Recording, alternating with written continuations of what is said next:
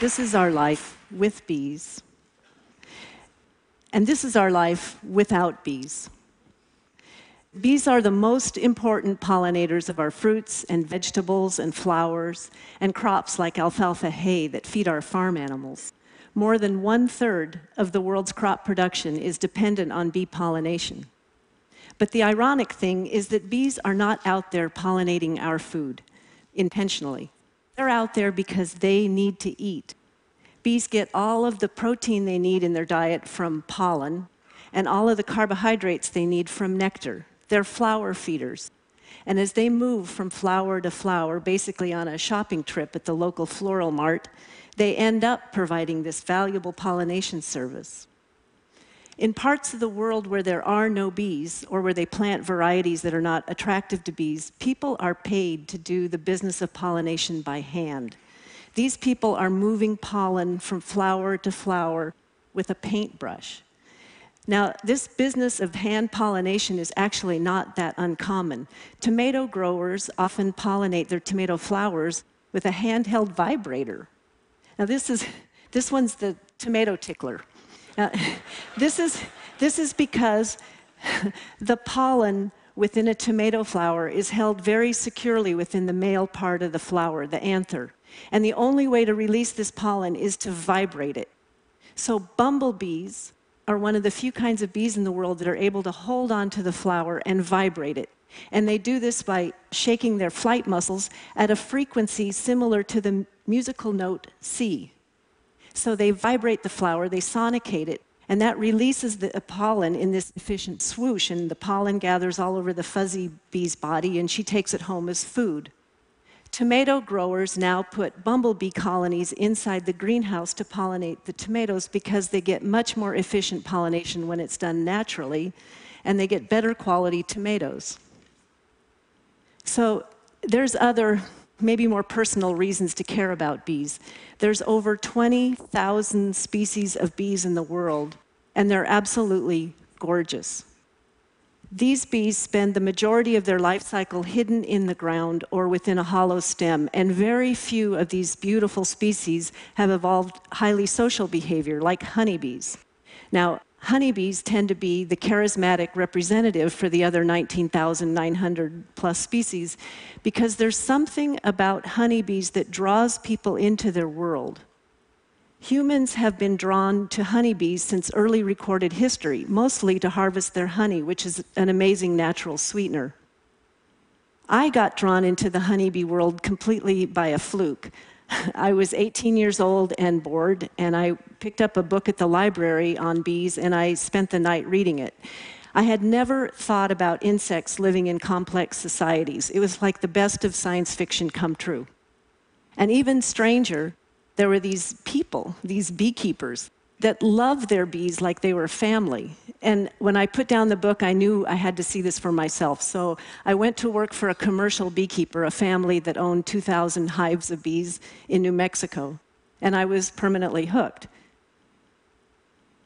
Honeybees can be considered a superorganism, where the colony is the organism, and it's comprised of 40 to 50,000 individual bee organisms.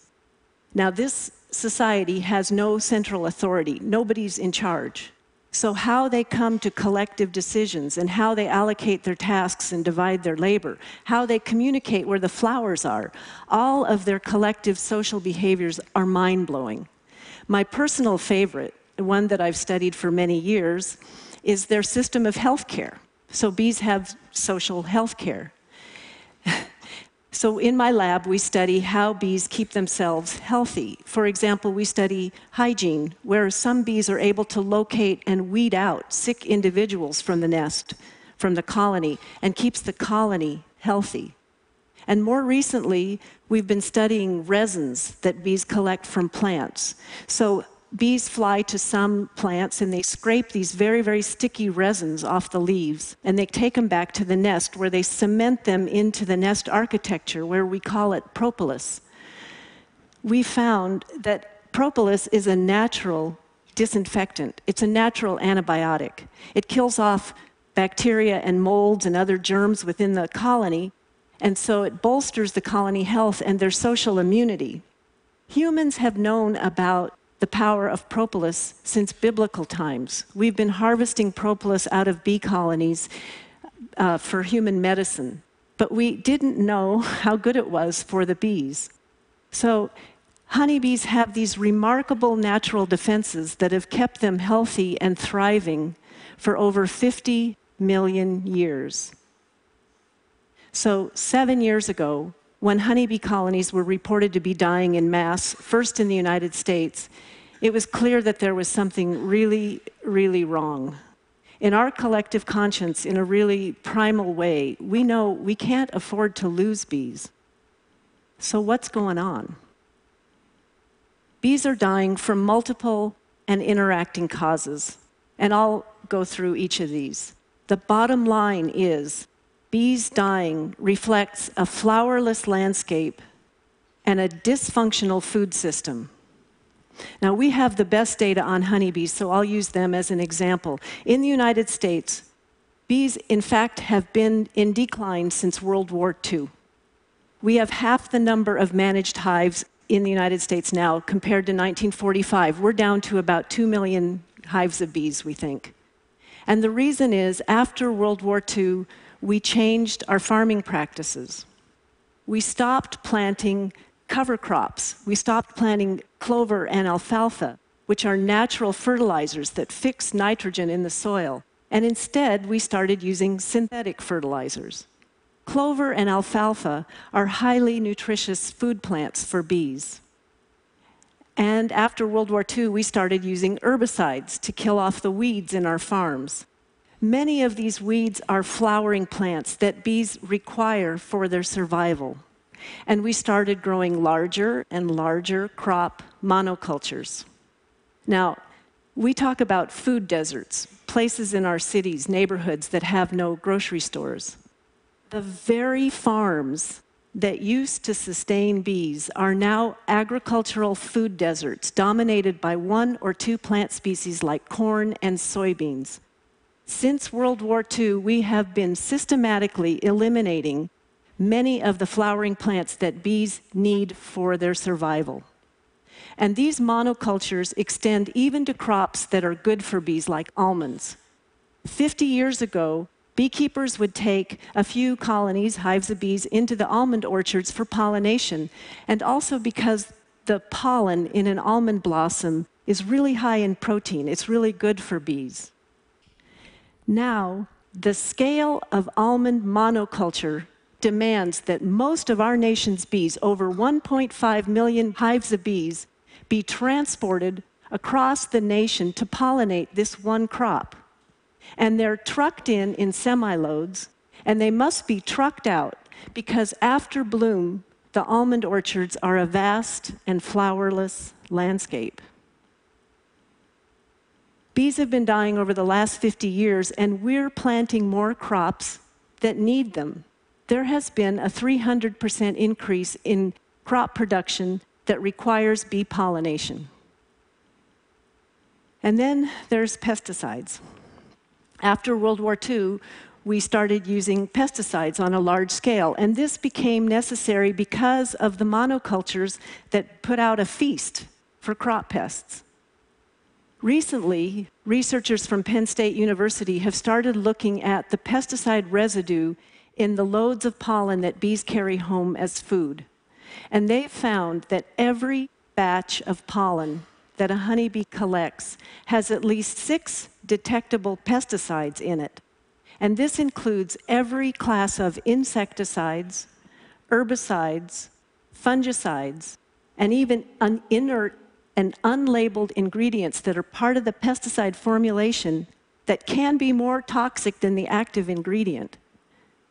This small bee is holding up a large mirror. How much is it going to take to contaminate humans? One of these class of insecticides, the neonicotinoids, is making headlines around the world right now. You've probably heard about it. This is a new class of insecticides. It moves through the plant so that a crop pest, a leaf-eating insect, would take a bite of the plant and get a lethal dose and die. If one of these neonics, we call them, is applied in a high concentration, such as in this ground application, enough of the compound moves through the plant and gets into the pollen and the nectar, where a bee can consume, in this case, a high dose of this neurotoxin that makes the bee twitch and die. In most agricultural settings, on most of our farms, it's only the seed that's coated with the insecticide.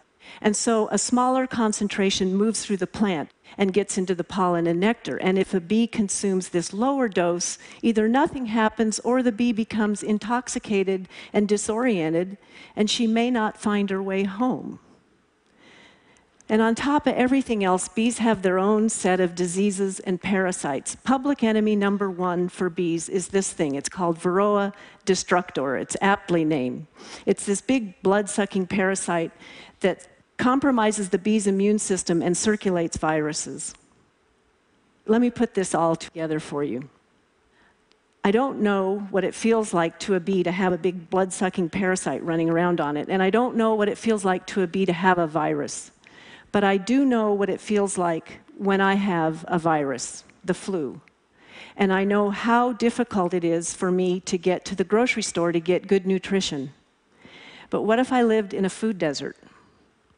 And what if I had to travel a long distance to get to the grocery store, and I finally got my weak body out there, and I consumed in my food enough of a pesticide, a neurotoxin, that I couldn't find my way home?